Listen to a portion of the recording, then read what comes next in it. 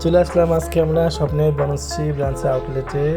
যদিও সন্ধ্যা হয়ে গেছে, তারপরেও আমরা পরিবারের সবাই চলে আসলাম। ওখানে গিয়ে দেখি দোতলায় রেস্টুরেন্ট রয়েছে, আবার মেয়েদের শপিং করার জন্য মেয়েদের কসমেটিক্স, মেয়েদের ড্রেস, এভরিথিং ওখানে রয়েছে। স্বপ্নতে সাধারণত কসমেটিক্স, ড্রেস আইটেম আমি এখনও দেখিনি, হয়তো অন্য কোথাও আছে, আমি দেখিনি। কিন্তু ওখানে গিয়ে দেখলাম যে মেয়েদের ড্রেস, তারপরে কসমেটিক্স, এখানে আর অনেক কিছু, সব কিছু হলো গিয়ে সব থেকে বেশি ভালো লাগছে যেটা ওদের খাবার ব্যবস্থা।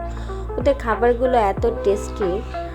বাচ্চাদের নিয়ে গেলে সাধারণত বাচ্চারা রেস্টুরেন্টে খাবার খেতে পারে না ঝালের কারণে, কিন্তু এখানে খাবারের মান অনেক ভালো ছিল, ঝাল ছিল না, বাচ্চারা খুব সুন্দর করে খেতে ছিল, আর অনেক ভালো জায়গা ছিল, পরিবেশটা খুব সুন্দর, যে এখানে গিয়ে অনেক ভালো লাগছে। হ্যাঁ, দারুণ বলেছে, একদম সত্যি কথা। আসলেই খাবারটা অনেক বেশি টেস্টি ছিল, এবং যেহেতু শীতের সময় আমরা একটু হাঁসের মাংস এবং পরোটা টেস্ট করলাম, ব্যাপারটা খুবই সুস্বাদু ছিল।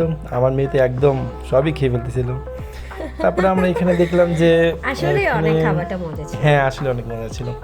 তারপর যদিও এটা অনেক এখানে অনেক স্বপ্ন। কসমেটিক ছিল, হ্যাঁ হ্যাঁ হ্যাঁ। ডিসকাউন্ট ছিল, তুমি আমাকে কিছু কিনে দাওনি। না, নতুন নতুন আউটলেট তো, তার ডিসকাউন্ট, হ্যাঁ অনেক আইটেম কেনা যেত, কিন্তু ওই যে সাধ্যের মধ্যে থাকতে হয়। আমরা শপিং করলাম নেক্সট কিছু তুমি কিছু। আমাকে অবশ্যই কিনে দেবে, হ্যাঁ। আচ্ছা ঠিক আছে, তোমাকে স্বপ্নটাই কিনে দেবো। তুমি আমাকে শুধু বলো কিনে দেবা, কিন্তু আসলে কিনে দাও না। যখন আমি তোমাকে বলি এটা কিনে দাও, ওটা কিনে দাও, ওখানে অনেক সুন্দর জিনিস ছিল, আমার অনেক ডিসকাউন্ট ছিল, সংসারের অনেক জিনিসপত্র ছিল।